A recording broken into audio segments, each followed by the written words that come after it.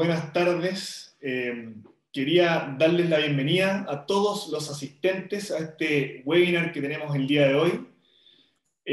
Vamos a hablar de un tema muy importante y muy contingente, que es la nueva ley de teletrabajo.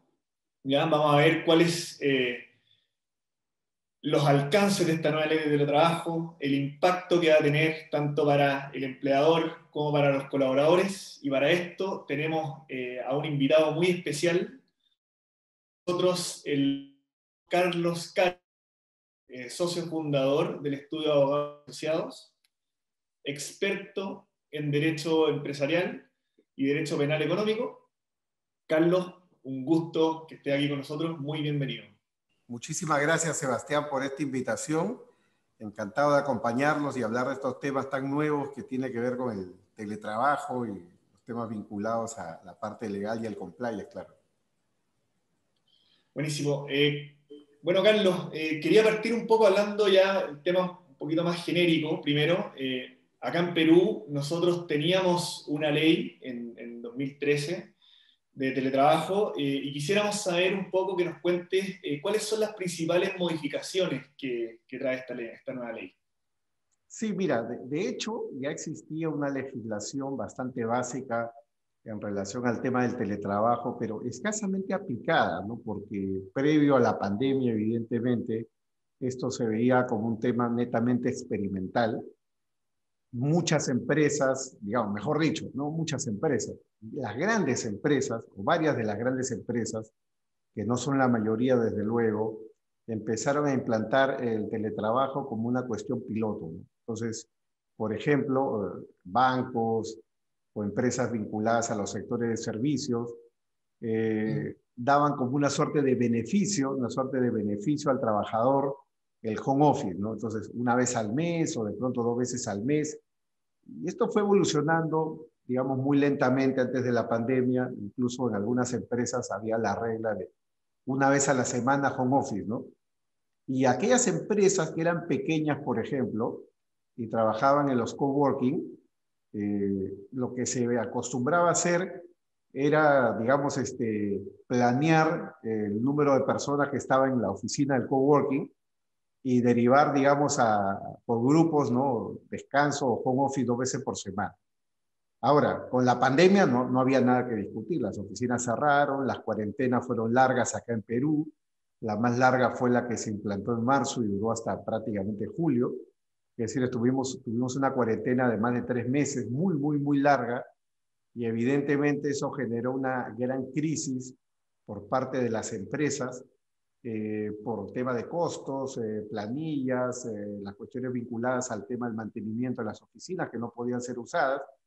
Entonces el recurso a la mano fue el teletrabajo. Yo creo que de modo impensado, de modo no planeado, esto empezó, digamos, a aplicarse a mitad de la pandemia. Y desde luego que lo que ha hecho esta nueva regulación es, en cierto modo, ir formalizando algo que ya se venía aplicando desde el año pasado con una regulación anterior. Y en ese orden habría que hacer algunas especificaciones importantes, ¿no? Acá en Perú, el 70% de la economía es informal.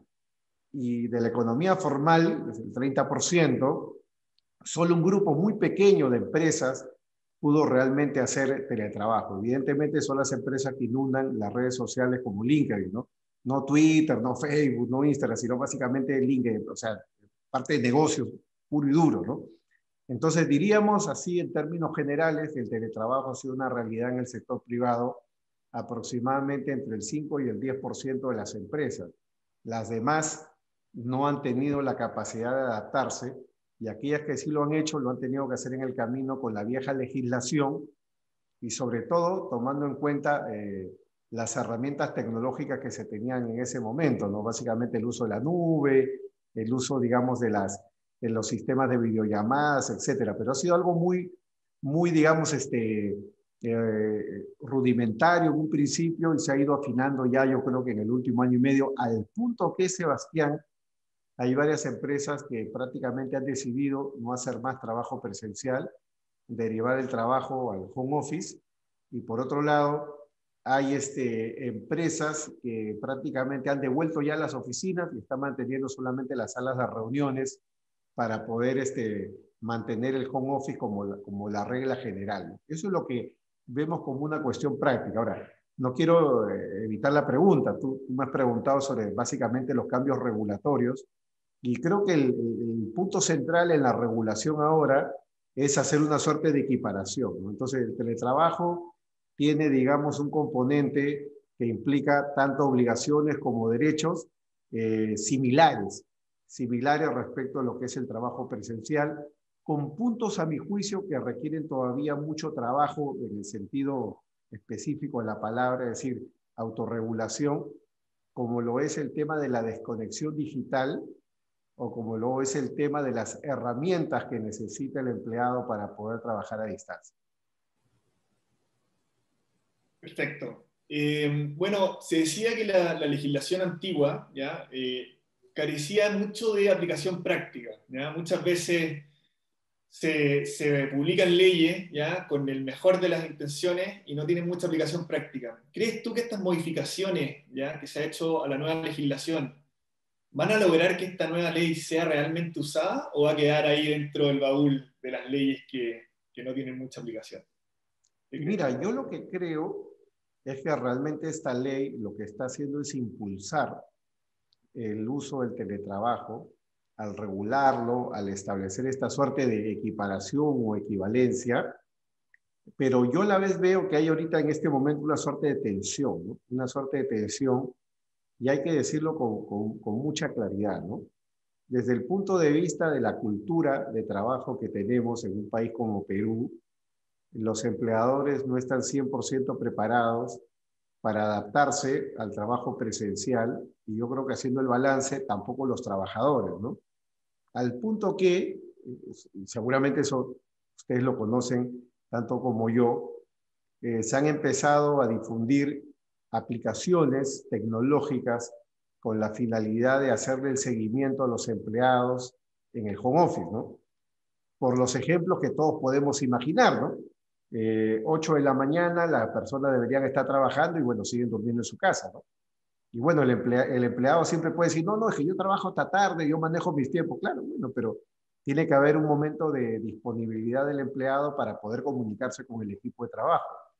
Y luego pueden decir, bueno, pero hay que planear las reuniones. Claro, pero si tengo una necesidad que atender y tú a partir de las 5 de la tarde tienes desconexión digital, si no es a las 8 de la mañana, ¿a qué hora te ubico, no?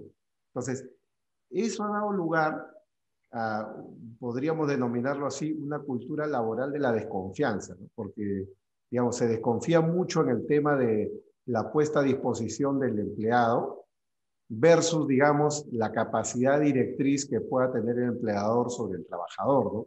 Entonces, esa frontera se diluye, esa frontera se difumina, esa frontera en cierto modo se espiritualiza, y yo creo que eso, para quienes creen que el teletrabajo puede ser una alternativa, tiene que implicar una definición básicamente del trabajo por objetivos. El trabajo por objetivos o por metas, ¿no?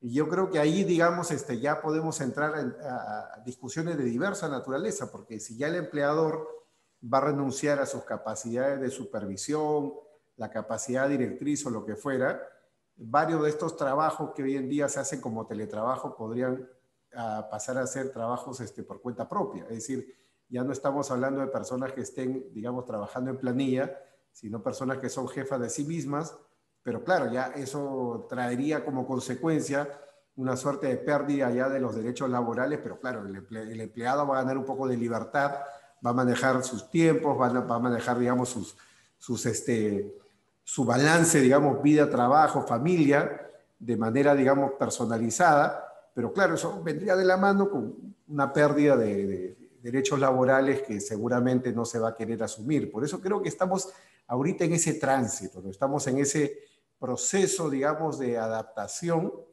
y desde luego, ahora que las cuarentenas se han reducido, acá la última que tuvimos en Perú fue este año, en el mes de febrero, tuvimos un encierro de 30 días, bueno, 28 para ser exacto, lo que fue febrero, no han habido más y progresivamente se ha ido expandiendo ya el trabajo presencial al punto que hasta los cines y los teatros ya están abriendo, no los colegios, no las universidades, pero se espera seguramente que esto se vaya regularizando con el tiempo y me parece que solamente un sector muy pequeño se va a mantener en la cuestión del teletrabajo, cuestión remota, por todas estas cosas que te estoy mencionando, y digamos las empresas que están en ese grupo, el 30%, y sobre todo las empresas grandes y medianas de ese 30%, van a estar manteniéndose en un régimen mixto, digamos, ¿no? Teletrabajo presencial, pero son muy pocas en verdad las que están migrando ya definitivamente a un sistema 100% remoto. Perfecto, Carlos. Oye, y bueno, ahí tú tocaste un tema muy importante, ¿ya? Para estas empresas que realmente van a verse afectadas por esta nueva ley de teletrabajo, que es la desconexión digital y la salud mental de los colaboradores, ¿ya? Todos nos hemos visto, ya todos, no sé, por ejemplo, yo estoy teletrabajando, me imagino que tú, Carlos, también has estado teletrabajando mucho este tiempo. Los horarios de la jornada laboral se difuminan un poquito, como dijiste tú, ¿ya? De repente, antes tú ibas a la oficina, tipo 7, 8 de la noche, y decías, perfecto, me voy a la casa, y generalmente uno iba a colgar el lápiz. Puede ser que a veces no siga trabajando, no, pero ahí había como un límite total, así, objetivo. Hoy en día esos límites ya están un poquito más difuminados, como dijiste tú. Entonces me gustaría saber qué pasa. La ley dice algo respecto a la desconexión digital. ¿Qué pasa si es que el empleador no respeta la desconexión digital? Hoy en día el empleador te puede molestar, digamos, de distintas formas. WhatsApp, mail, Slack, hay distintas formas que él te puede, como digamos, no respetar esta desconexión digital. ¿La legislación regula esto? ¿Hay alguna sanción? Cuéntame un poquitito de eso. Mira, sin duda que la legislación establece una serie de sanciones para este tipo de casos, ¿no? La multa, evidentemente, es la sanción por, digamos, por excelencia en materia administrativo-sancionadora. Se establece como consecuencia cuando hay violación a derechos propios del trabajo remoto, como la desconexión digital o cuestiones vinculadas a la salud del trabajo, ¿no? Entonces, el empleado tiene derecho a desconectarse de los medios informáticos, de telecomunicaciones y análogos utilizados para la prestación de sus servicios, fuera de la jornada de trabajo que haya sido establecida, que puede ser de 8 horas o lo que corresponda, ¿no? Y evidentemente también durante los días de descanso, licencias, periodos de suspensión de la relación laboral, etc. La multa depende del tipo de empresa y el número de trabajadores. De acuerdo a la tabla de la SUNAFIL, que es el órgano fiscalizador acá, en compañías de régimen general, no las MIPES, no las medianas y pequeñas empresas, que tienen entre 1 y 10 trabajadores perjudicados, la infracción es de 1.57 UITs, estamos hablando de unos $1.500 aproximadamente, o tal vez un poco más. Y en el caso de empresas, entidades que tengan más de 1.000 colaboradores, que no han respetado estos derechos a la desconexión digital, digamos, la multa, la sanción puede ascender a 26.12 unidades impositivas tributarias, que equivale a unos 114.928 soles al tipo de cambio de hoy día, que son más o menos unos $30.000, ¿no? Y si los trabajadores tienen pruebas y sienten que sus derechos fueron vulnerados, evidentemente pueden recurrir a la SUNAFIL de manera online. La SUNAFIL ahora opera de forma telemática, hace inspecciones y fiscalizaciones también de forma telemática y emite las consecuencias y las sanciones también telemáticamente. Se puede entonces plantear la queja o la reclamación por esa vía, ¿no? La SUNAFIL puede verificar si este incumplimiento existe y de cara a ello imponer las multas correspondientes para que el empleador pueda no solamente, digamos, cumplir con la sanción, sino además servir esto como un mecanismo de prevención hacia el futuro. Eso es lo que el marco regulatorio en este momento establece, pero desde luego esto es algo que por su novedad no está completamente, digamos, expandido, no está completamente, digamos, visibilizado a nivel de los procedimientos y casos que en este momento tiene la SUNAFIL. La SUNAFIL de momento está atendiendo los casos más graves, que son muchísimos, y más aún con este tema de la pandemia, se ha generado una enorme carga y el hecho de que haya fiscalizaciones virtuales ha ralentizado todos estos procesos administrativos. Perfecto. Oye, y bueno, me imagino que muchos de los asistentes ya trabajan en las áreas de recursos humanos. Tú como abogado y en tu experiencia, ¿qué les podrías recomendar a ellos, ya, para efectos de no incurrir en estas infracciones? ¿Ya? Obviamente tú ahí deslizaste como abogado, siempre los colaboradores tienen que ahí probar ante ya sea el órgano administrativo, los tribunales de justicia ya en última instancia, cuando han habido estas infracciones. Pero yo me imagino que en las empresas también se pueden tomar algún tipo de medidas para prevenir que esto no ocurra. Mira, Sebastián, yo creo que acá se trata de trabajar con mapas de riesgo, ¿no? Es decir, yo siempre soy, digamos, creyente en la cultura del compliance. O sea, acá de lo que se trata es de cumplir la ley, lo que esto implica es autorregulación. Entonces, las empresas tienen que autorregularse.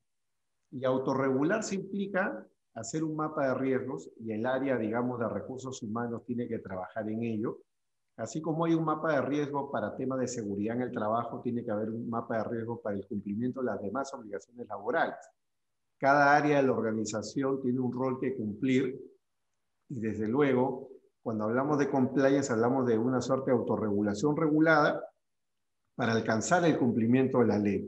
Y eso no es nada nuevo si nosotros pensamos en los sistemas de compliance que vienen ya desde la norma ISO 19600 y si pasamos ahora por la norma nueva que la ha sustituido, que es la ISO 37301, de sistema de gestión en compliance, donde, digamos, los procesos de mejora continua implican la revisión constante de los riesgos en la organización y el teletrabajo trae consigo un riesgo en muchos ámbitos, un riesgo en muchos ámbitos, ¿no?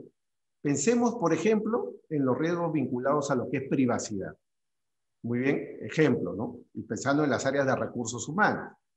Un área de recursos humanos o un área de IT del empleador tiene la capacidad de aplicar test de ubicación del punto desde el cual se está realizando en el trabajo. Te pongo un ejemplo, ¿no? La presidenta del Poder Judicial, hablando del sector público, del public compliance, la presidenta del Poder Judicial dijo hace algunas semanas atrás que iban a implantar un sistema de control para saber si los jueces que hacen teletrabajo estaban en sus domicilios trabajando o no, o si estaban paseando de compras, paseando por la calle, etcétera, ¿no? Claro, eso es algo que a muchos les sonó muy bien, populistamente hablando, oye, muy bien, hay que supervisar a los jueces, ¿no? Y mañana serán los fiscales, pasado los policías, luego otros empleados públicos o privados también. Y en verdad estamos abriendo ahí una puerta muy peligrosa porque esto tiene que ver con el tema de la protección de datos personales, que es algo que en Latinoamérica se ve todavía como algo un poco exótico, pero es un tema central, el tema de la protección de datos personales, ¿no? Tu ubicación, el lugar en donde estás, es un derecho constitucional. Un dato privado que tú tienes que decidir si lo compartes o no lo compartes. Y si compartir el dato privado se convierte, en una obligación laboral, es algo que debería de estar regulado porque tiene que haber un balance, pero lo que no puede haber es simplemente, yo le digo al área de IT, oye, mira, ¿sabes qué? Vamos a ver desde dónde están conectados estos dispositivos, porque hay aplicaciones para eso, y se están vendiendo en el mercado. Y a mí no me parece mal que se vendan, o sea, cada quien tiene derecho a hacer los negocios que quiera, pero lo que tiene que haber es un marco legal, ¿no? Y si no lo hay que autorregular, ¿no? Bajo determinadas condiciones. Te pongo un ejemplo práctico, ¿no? Hace unos días un colega me comentaba que en España, ¿no? Que de una gran empresa además, cuyo nombre no revelaré por motivos de confidencialidad, pero una gran empresa, una transnacional, para la cual él trabaja, él tenía que mudarse de Madrid a Valladolid, perdón, a Valencia por temas familiares. O sea, no podía seguir viviendo en Madrid. El headquarter, la empresa matriz está en Madrid, todos están haciendo teletrabajo, nadie va a la oficina, pero le dijeron a él que no podía mudarse a Valencia y si se mudaba a Valencia, que era mejor que renuncie. Bueno, tuvo que renunciar, siendo una gran empresa, porque la empresa entendía de que el cambio de ciudad podía implicar una afectación en el rendimiento del trabajo del empleado, ¿no? Y le dijeron, porque además hay veces tenemos reuniones presenciales y no va a estar viniendo de Valencia a Madrid, que sea que es un viaje en tren, en nave, alta velocidad de apenas 1 hora y media. Pero bueno, para que veas, estamos hablando de una sociedad, digamos, que tiene el teletrabajo un poco más desarrollado que nuestros países de Latinoamérica, ¿no? Entonces ahí tú tienes un ejemplo de cómo esto puede implicar cambios. Otro ejemplo, ¿no? Otro colega me dijo, mira, yo me tengo que ir a Miami porque me tengo que vacunar, y el empleador le dijo, bueno, eso tiene que ser vacaciones, porque así te vayas a vacunar, el teletrabajo lo tiene que hacer acá en Perú, o sea, lo tiene que hacer en Lima ciudad, ¿no? Claro. Entonces, como son cosas no reguladas, el tema de la ubicación en teoría no debería de ser importante, y de manera que estos programas que testean dónde te encuentras no deberían de funcionar por lo menos tan abiertamente y sin un consentimiento de las partes y sin una autorregulación. Entonces, respondiendo a tu pregunta, hay un primer problema vinculado a lo que es protección de datos personales. Segundo problema para mí, Sebastián, tiene que ver con el tema de la ciberseguridad. La ciberseguridad, ¿no? Y digamos, no todos estamos entrenados en tema de ciberseguridad, pero evidentemente esto implica mucha formación, mucha capacitación, tanto para lo uno como para lo otro, ¿no? Los sistemas que generalmente usan los que hacen teletrabajo son sistemas débiles. Algunos usan la nube, otros no usan la nube. Ejemplo, ¿no? Un colega el otro día, son ejemplos prácticos, pero de la realidad, no me los estoy inventando. Un colega me dice, oye, se me chancó la laptop y he perdido toda mi información. Yo le digo, pero ¿no has usado Cloud, OneDrive, no has usado Google Drive? Sí, lo tengo, pero no lo uso, ¿no? Ahí solo guardo mis fotos. Oye, pero todo tu trabajo está en tu laptop, no lo has resguardado, no lo has respaldado con Cloud. Me dijo que no, claro, y tenía que pagar un costo de más o menos unos $600 a una empresa que le dijo que tras el golpe podía recuperar la información en un 90%, pero tenía que pagar $600 para recuperarla. Claro, es un problema de ciberseguridad.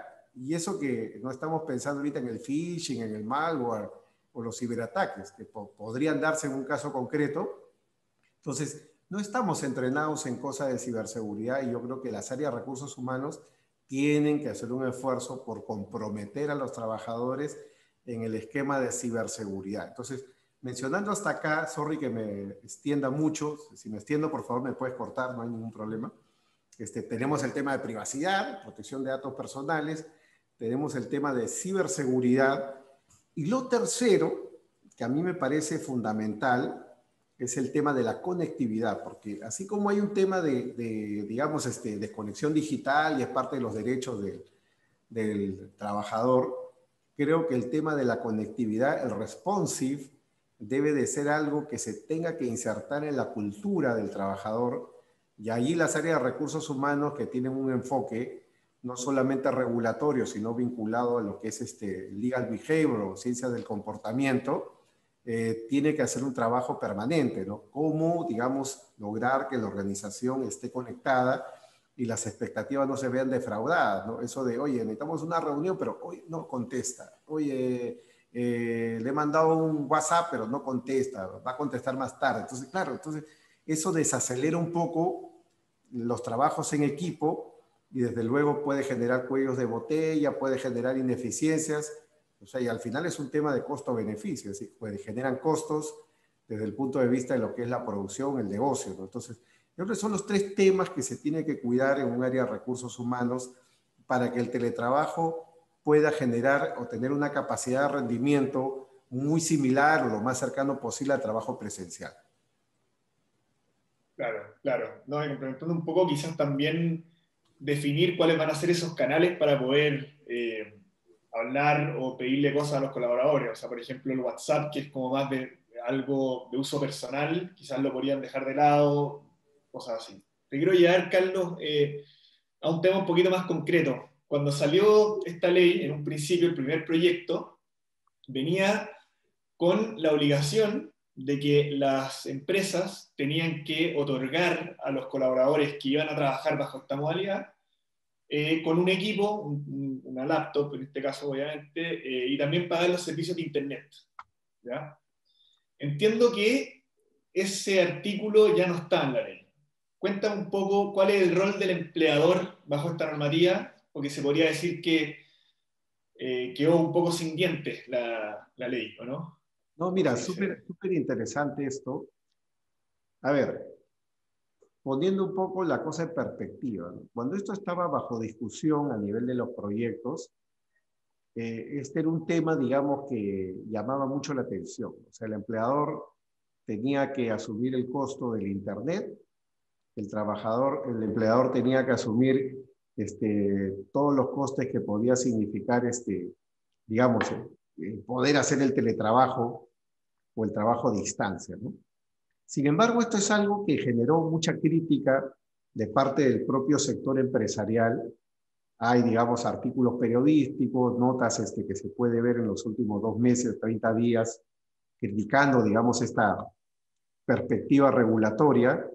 Y esto es algo, digamos, que al final del día se cambió, y a mí me llamó mucho la atención porque no es que tengamos un gobierno precisamente procapitalista, no tenemos en este momento un gobierno que podríamos denominar pro de derecha o, digamos, conservador.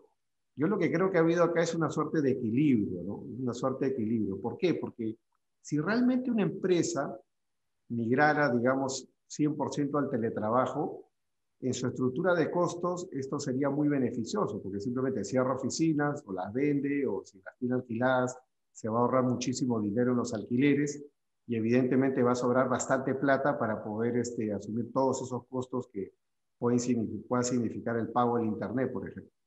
Pero claro, eso no es así. Como mencionaba al principio, estamos hablando de un sector muy pequeño y sobre todo un sector pequeñísimo el que se va a quedar con el trabajo remoto al 100%, de modo que aquellos que quieran mantenerse en el trabajo mixto, teletrabajo, el sistema mixto, ¿no? Teletrabajo presencial, o aquellas empresas que sean muy grandes y puedan mantener el trabajo remoto, esto es un tema que podría generar un problema.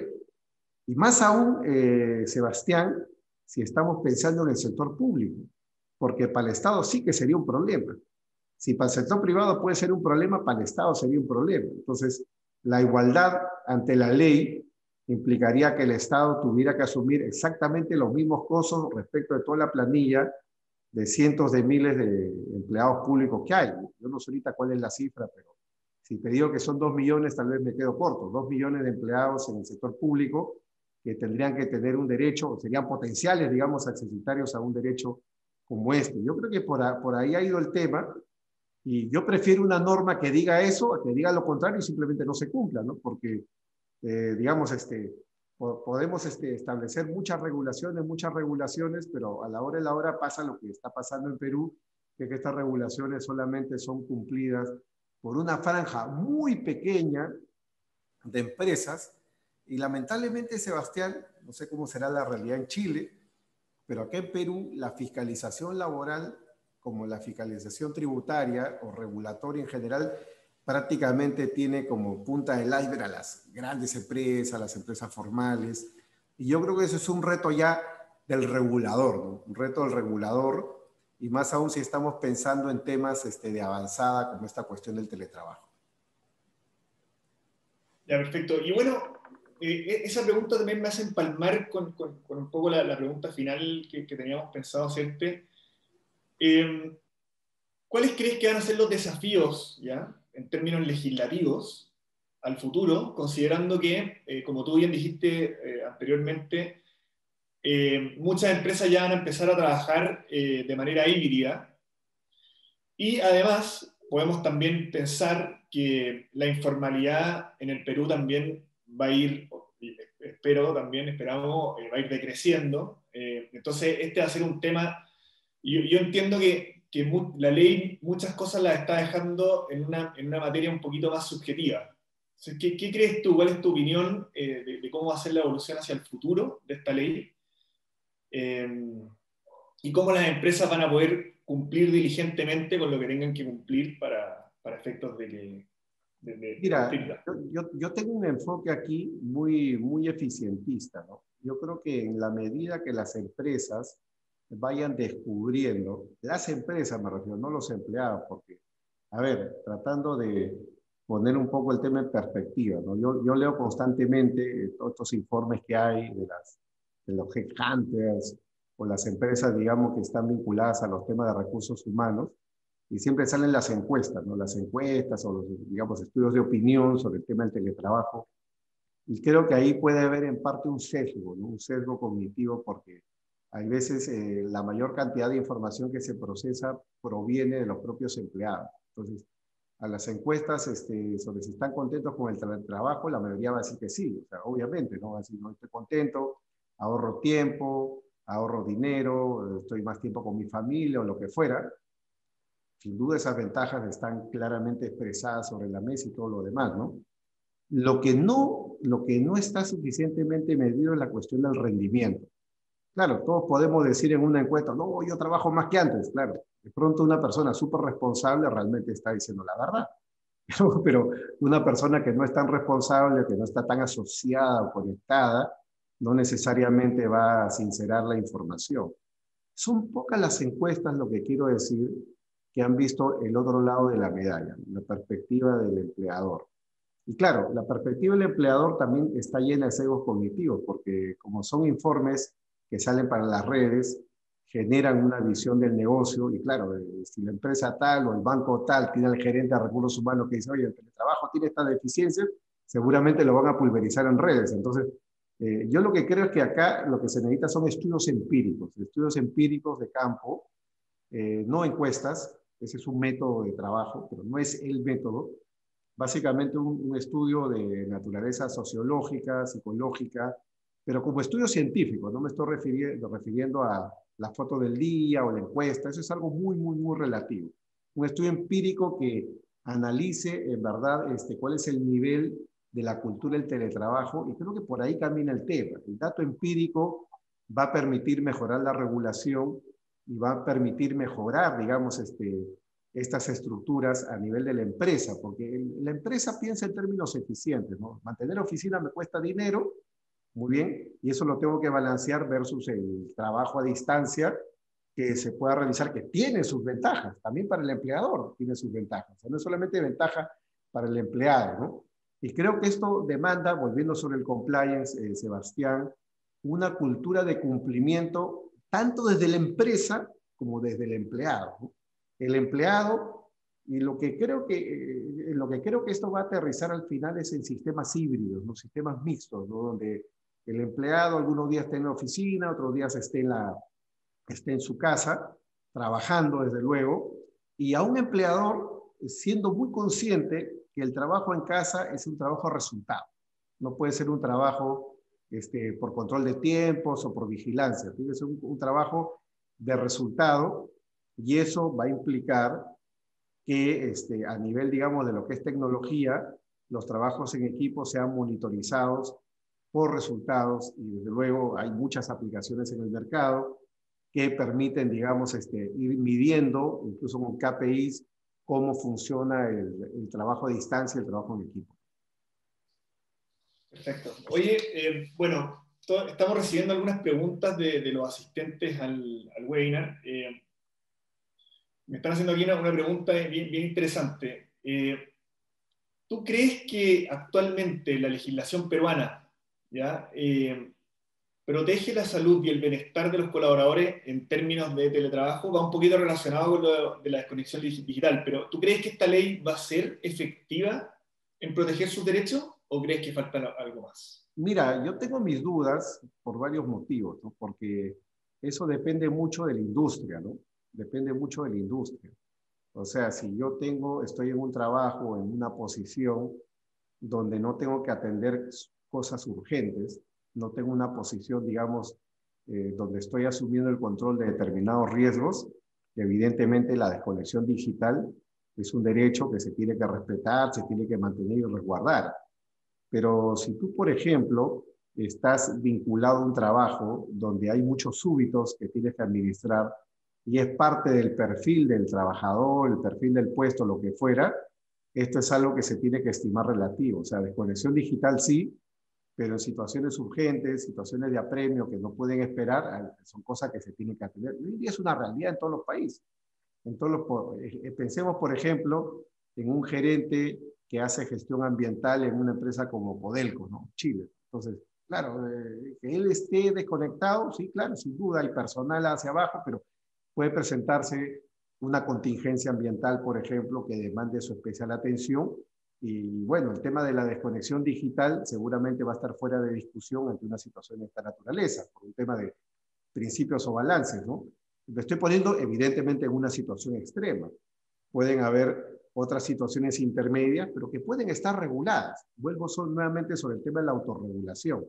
Yo lo que creo es que la desconexión digital es un derecho, pero es un derecho que debe de estimarse, y ahí mis amigos laboralistas podrán discutir conmigo y decir que no están de acuerdo o de acuerdo a medias, pero es un derecho que no es absoluto, y como tal es un derecho que puede ser transigido, puede ser materia de un acuerdo, siempre, digamos, en un plano de igualdad, no por imposición, etcétera, de modo que se pueda encontrar situaciones de excepción para que esto cambie. Pero la pregunta era otra, la pregunta es si esto realmente va a funcionar, ¿no? Yo creo que es un tema de cultura, es un tema de cultura, es un tema de cultura.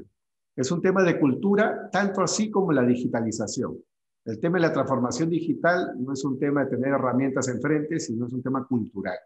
Y como tal, yo creo que el reto está ahí servido, está por delante, y es un reto no solamente para el empleador, sino también para el empleado. Y en la medida que esto se vaya consolidando en el tiempo, con pandemia, sin pandemia, ya es irrelevante, es algo que se va a ir haciendo realidad. Perfecto. Ahí tenemos otra pregunta del asistente Percy Portugal, que me parece bien específica. Dice, buenos días, con la legislación actual, ¿se entiende que el teletrabajador es un personal no sujeto al control de su jornada laboral?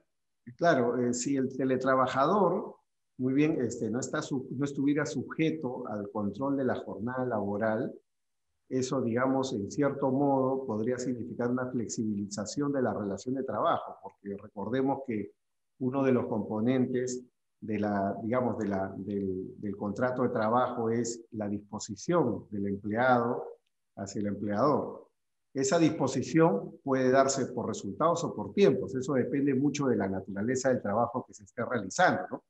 Entonces, pueden haber trabajos de home office donde lo que importa es el horario. Por ejemplo, si yo trabajo en un call center, el call center tiene un horario de trabajo, turnos de 6 horas, 4 horas, evidentemente tengo que estar en el turno a la hora que me corresponde, ¿no?